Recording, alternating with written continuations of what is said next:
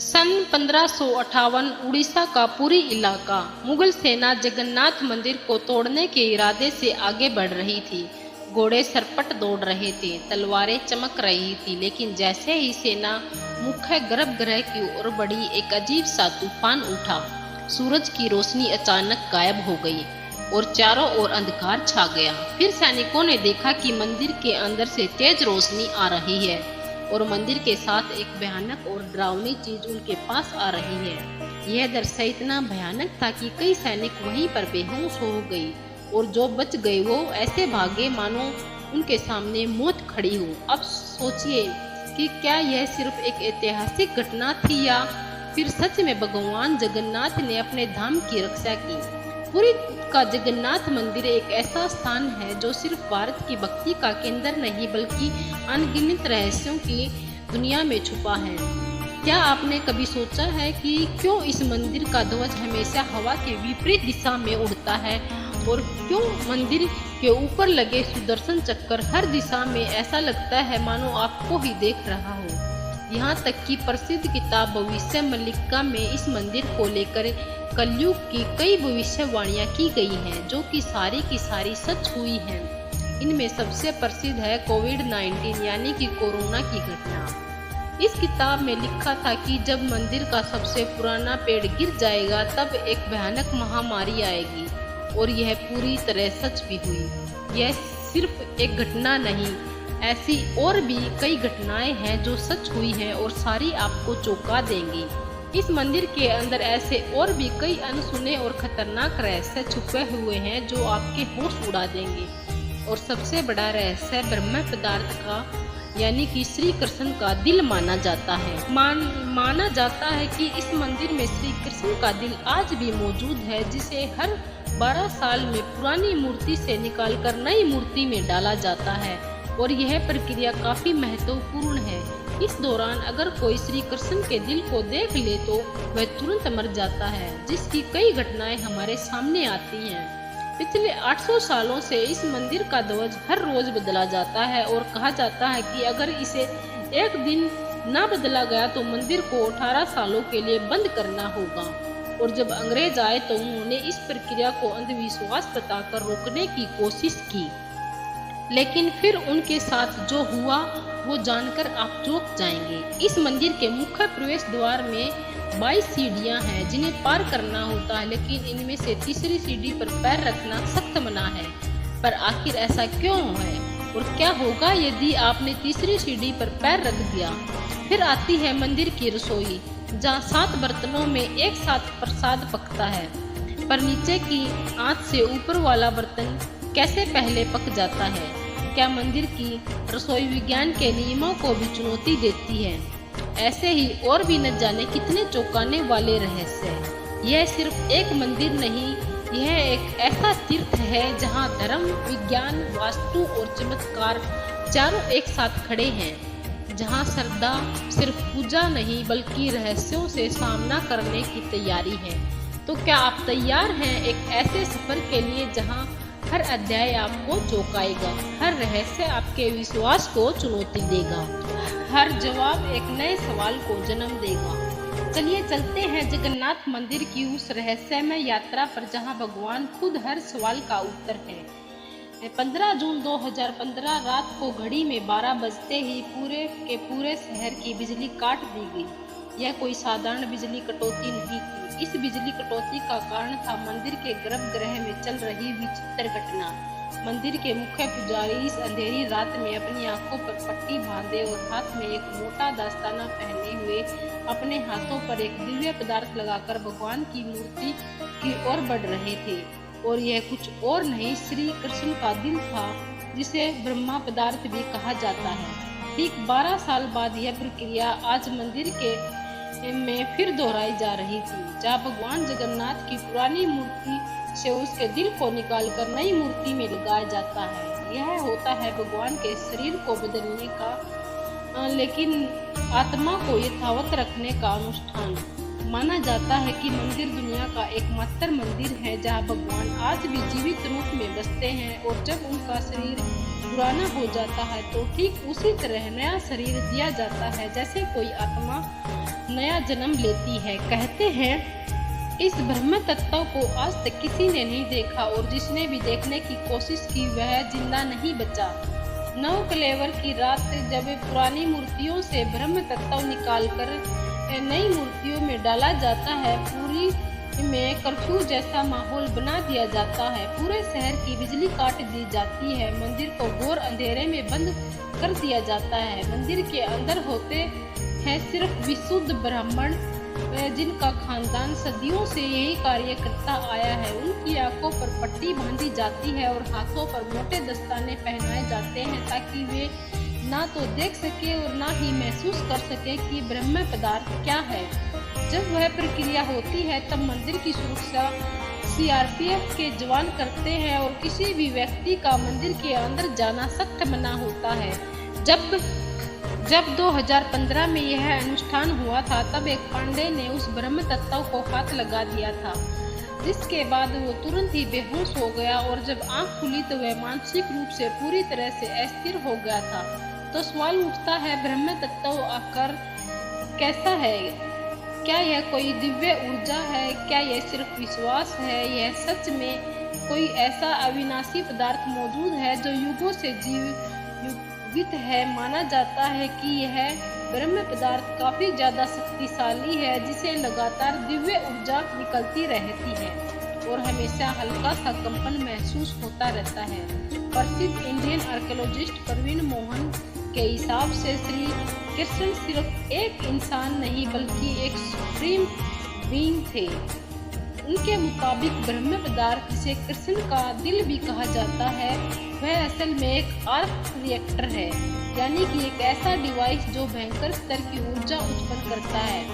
उन्होंने यह तक बताया कि क्यों जगन्नाथ की मूर्तियों को लकड़ी से बनाया जाता है। उनके अनुसार लकड़ी बिजली को करंट नहीं मारती और जिस कारण वह ब्रह्म पदार्थ से निकलने वाली इलेक्ट्रोमैग्नेटिक एनर्जी को रोक लेती है। वैसे तो माना जाता है आज तक इसे किसी ने नहीं देखा है, पर आज के करीब 50 साल पहले एक व्यक्ति ने दावा किया था कि उसने इस हृदय को देखा है।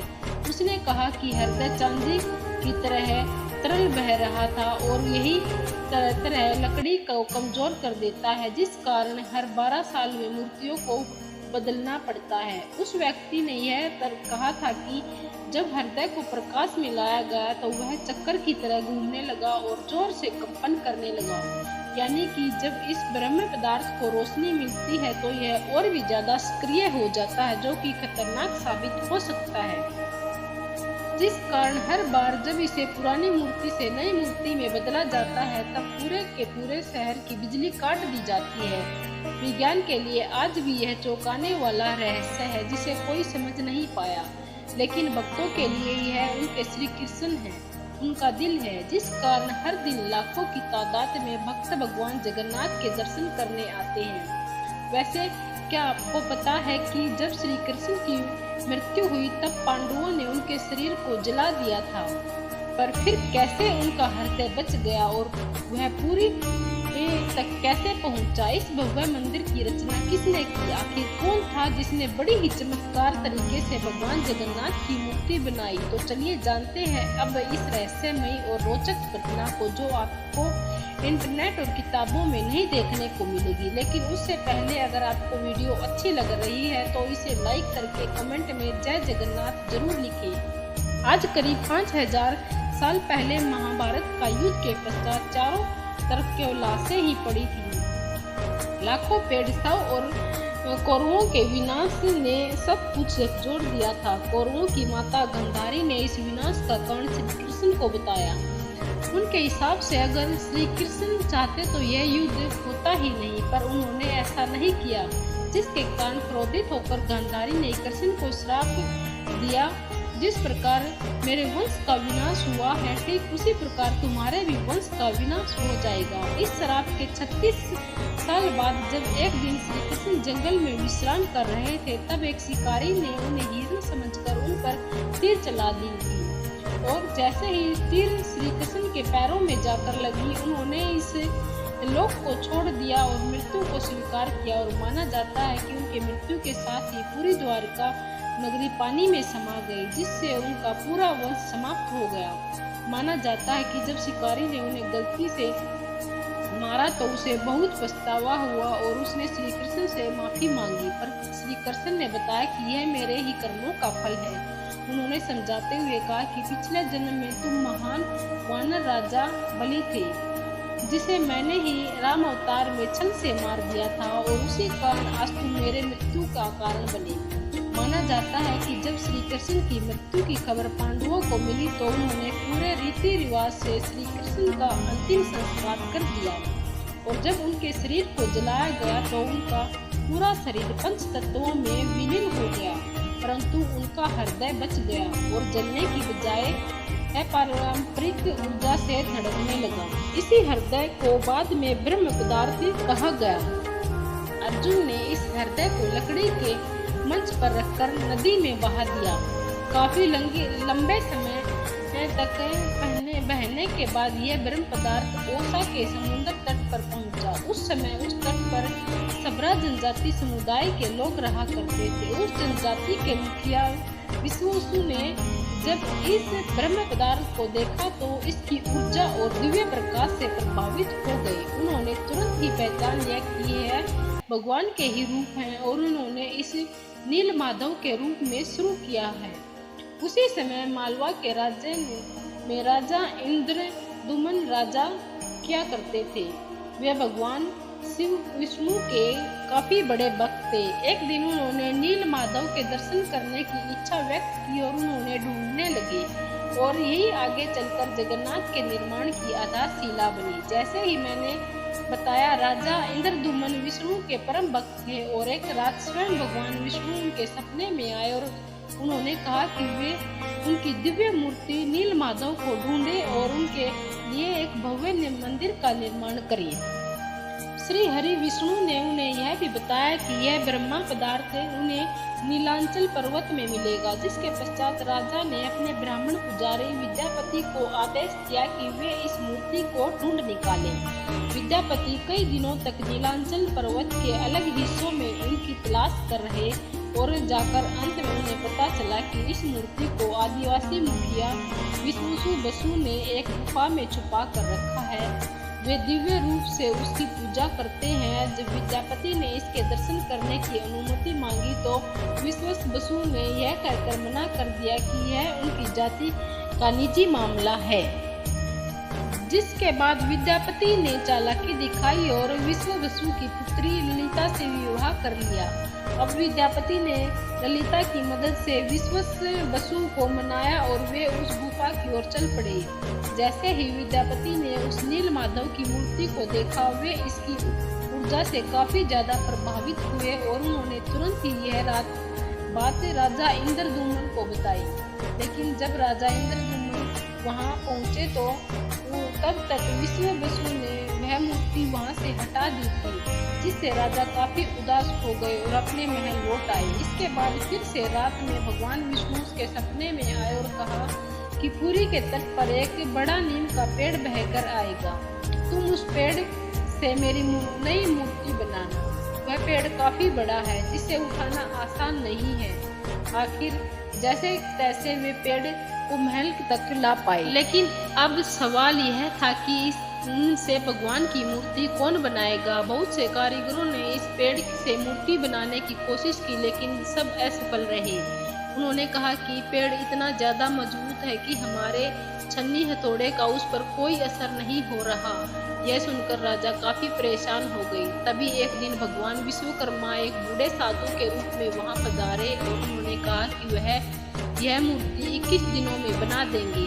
राजा काफी प्रसन्न हुए, लेकिन उस बूढ़े आदमी ने एक शर्त रखी। उसने कहा कि मैं यह कमरे में बंद रहकर 21 दिनों में यह मूर्ति बनाऊंगा, और तब तक कोई भी इस कमरे का ना तो दरवाजा खोलेगा, ना ही कोई अंदर आएगा। राजा ने उसकी यह शर्त स्वीकार की और फिर मूर्ति बनाने का कार्य शुरू किया। दरवाजा बंद किया गया और कक्ष से छेनी हथौड़े की आवाजें आने लगी, लेकिन 15 दिनों बाद अचानक से छेनी हथौड़े की आवाज आना बंद हो गई। महाराज की रानी गुंडीचा काफी चिंतित हो गई और महाराज को कहा कि हमें दरवाजा खोलकर देखना चाहिए। शायद वह वृद्ध व्यक्ति भूख और प्यास की वजह से मर तो नहीं गया होगा। राजा ने शुरुआत में तो मना किया, पर बाद में वे इसके लिए मान गए और दरवाजा खोल दिया। लेकिन जब दरवाजा खुला तो सभी हैरान रह गए। वह वृद्ध व्यक्ति गायब हो चुका था और पिछले केवल 3 अधूरी मूर्तियां थीं। राजा को यह देखकर काफी दुख हुआ, क्योंकि उनकी शर्त तोड़ने की वजह से भगवान की मूर्तियां आधी रह गई। जगन्नाथ भगवान के हाथ और पैर अधूरे थे। बलराम और देवी सुभद्रा की मूर्तियां भी अधूरी थीं। जब राजा मूर्ति के पास गए तब उन्हें दिल की धड़कन महसूस हुई और मूर्ति के अंदर से एक दिव्य आवाज आई, जिसने राजा को बताया कि श्री कृष्ण का हृदय इस मूर्ति के अंदर है। राजा ने इन मूर्तियों को स्थापित किया और आज यह अधूरी मूर्तियां भगवान जगन्नाथ के रूप में पूजी जाती हैं। वैसे दोस्तों, आपको एक बात बता दूं, वह पहले ही लिखा जा चुका है। जो लिखा गया है वही बेकार रहेगा। यह कोई फिल्मी डायलॉग नहीं, बल्कि पूरी के भक्तों की आस्था और सच्चाई है, भविष्य मालिका की। तो चलिए जानते हैं उन भविष्य मालिका की घटनाओं को जो आज सच साबित हो रही हैं। मित्रों, इस मंदिर का इतिहास वर्तमान एक भविष्यवाणी से जुड़ा हुआ है।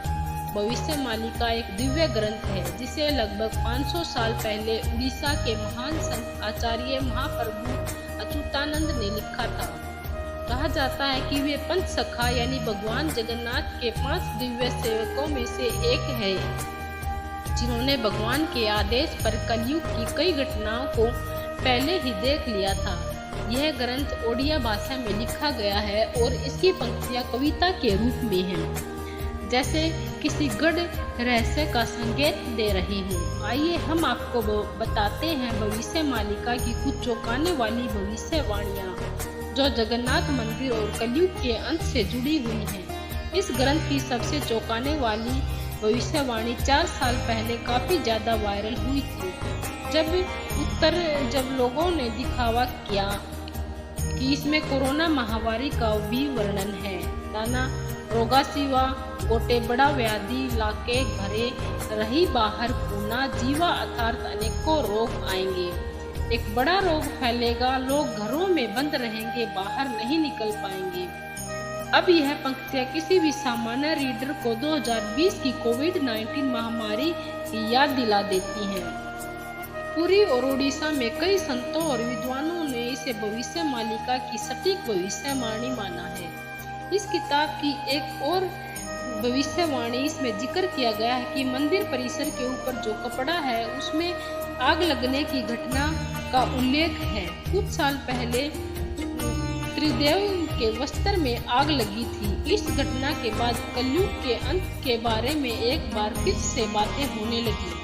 कहते हैं कि पाप नाश एकादशी के दिन जगन्नाथपुरी मंदिर में अखंड महाद्वीप जलाया जाएगा, लेकिन अचानक तेज हवा चली और झंडा उड़कर दीपक के ऊपर चला गया, जिससे मंदिर के झंडे में आग लग गई। यह घटना 19 मार्च 2020 को हुई थी।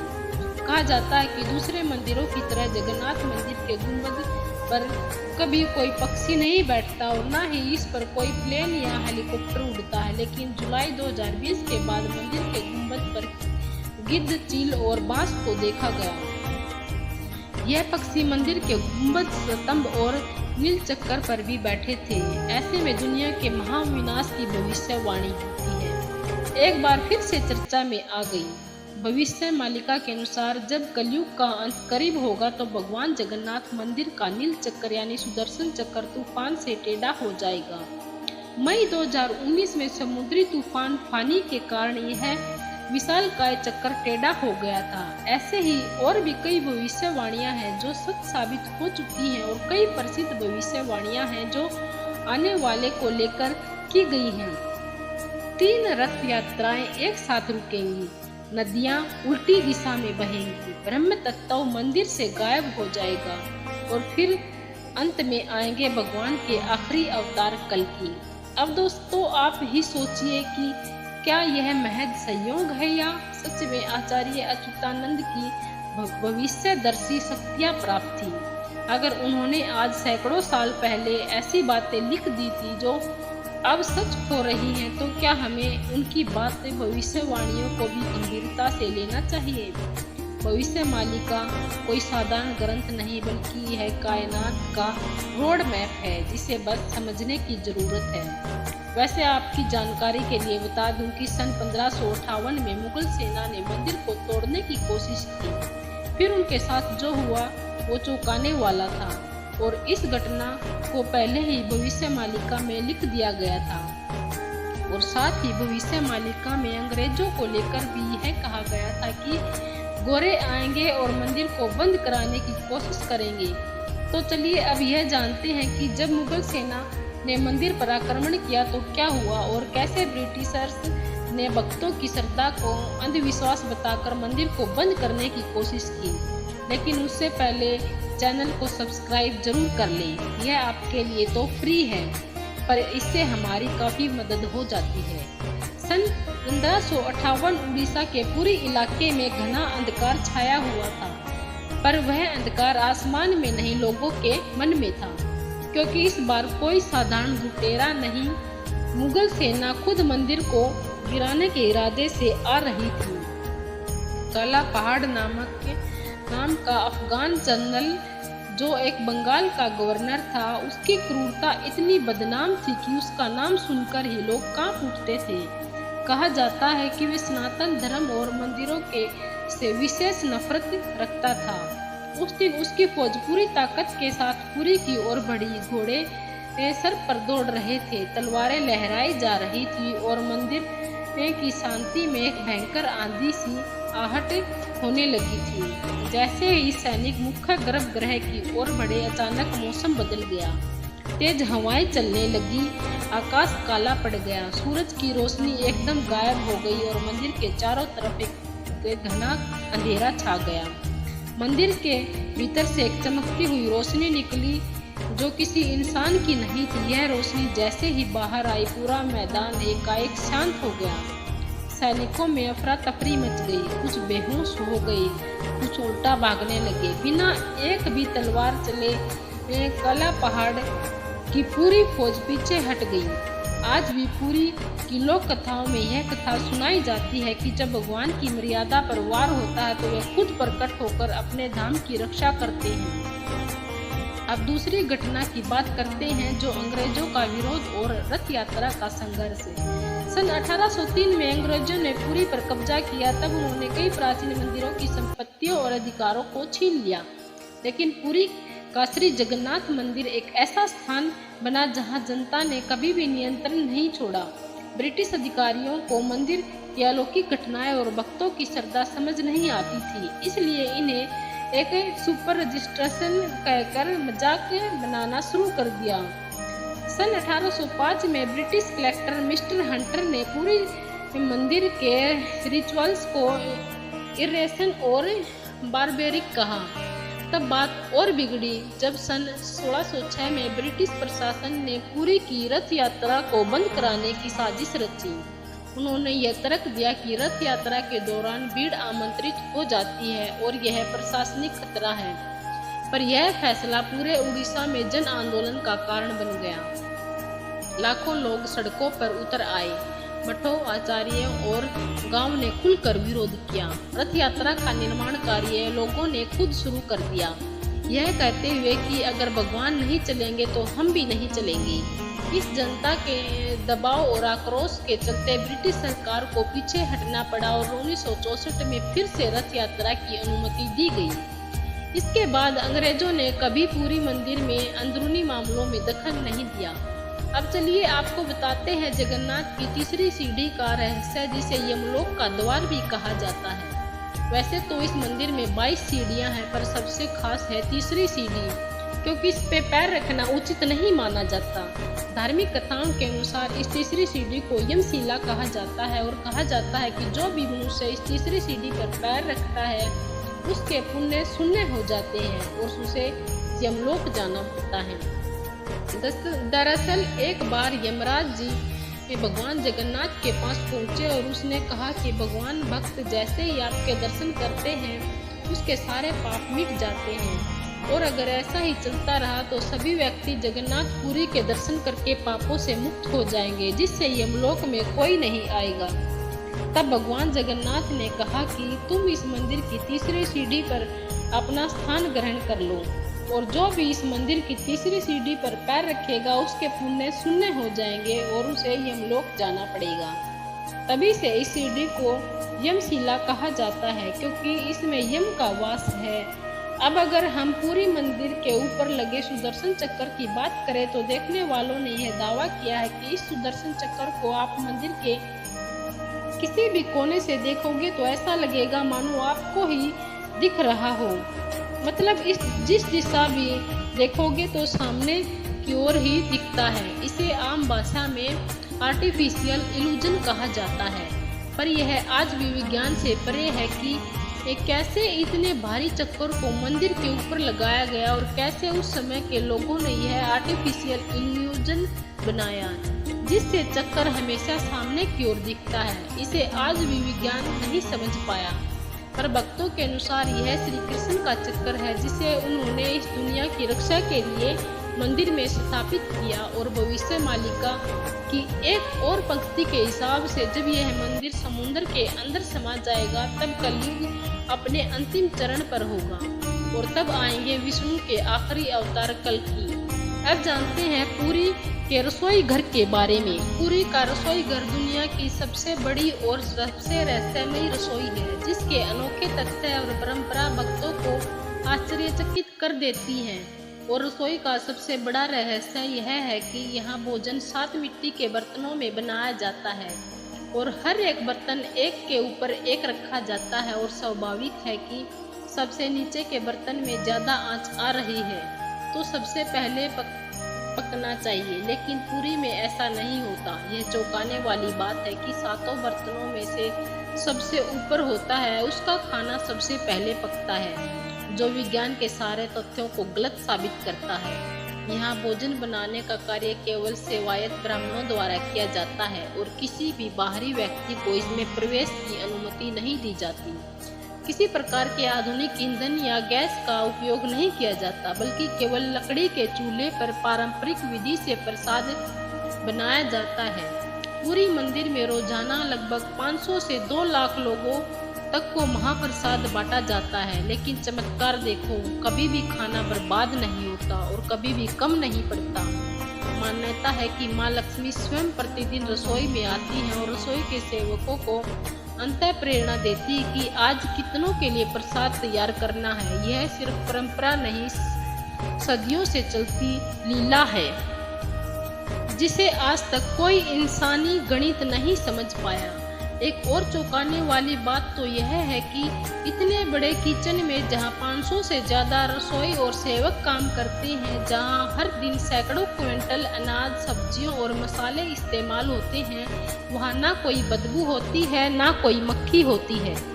कहा जाता है कि यह अग्निदेव और माता लक्ष्मी की कृपा है जो इस रसोई को हर प्रकार की अशुद्धि से दूर रखती है। 18वीं सदी में मराठा शासनकाल के दौरान एक बार एक अधिकारी ने रसोई के चमत्कार को अंधविश्वास बताते हुए जानबूझकर बर्तनों की संख्या बदलने का आदेश दिया, लेकिन इसके बावजूद उस दिन भी पूरी में महाप्रसाद एकदम सटीक बना, ना एक दाना कम ना एक दाना ज्यादा। इसके बाद अधिकारी ने रसोई में दोबारा हस्तक्षेप करने की कसम खा ली। लेकिन वैसे दोस्तों, ऐसे और भी कई चौंकाने वाले रहस्य हैं, पर उन्हें एक ही वीडियो में बता पाना नामुमकिन है। इसलिए चलिए चलते हैं आखिरी अध्याय की ओर। लेकिन उससे पहले अगर आपको यह डॉक्यूमेंट्री अच्छी लग रही है तो कमेंट में जय जगन्नाथ जरूर लिखें। कभी कभी जीवन में कुछ चीजें ऐसी होती हैं जिन्हें ना तर्क से समझा जा सकता है और ना ही विज्ञान से परखा जा सकता है। पुरी के श्री जगन्नाथ मंदिर का हर पत्थर, हर कोना हमें एक ऐसी दुनिया में ले जाता है जहां भक्ति और बुद्धि, विज्ञान और विश्वास, संघर्ष और समाधान सब एक साथ चलते हैं। जगन्नाथ मंदिर केवल भगवान नहीं, एक चेतना है जो हमें यह सिखाते हैं कि जब विज्ञान चुप हो जाए तो श्रद्धा बोलती है। तो अब सवाल यह है कि क्या यह सब केवल संयोग है या कहीं ना कहीं कोई ऐसी शक्ति है जो इन सबको संचालित कर रही है? क्या आप जानते हैं कि आपने कभी इन रहस्यों को खुद महसूस किया है? अगर हाँ तो यह वीडियो सिर्फ जानकारी नहीं बल्कि आपकी अपनी यात्रा है श्रद्धा से रहस्य तक। और ऐसी ही एक यात्रा है केदारनाथ धाम की, जो जगन्नाथ की ही तरह 4 धामों में से एक है। अगर आप केदारनाथ धाम की यात्रा पर चलना चाहते हैं तो ये वीडियो जरूर देखें। धन्यवाद।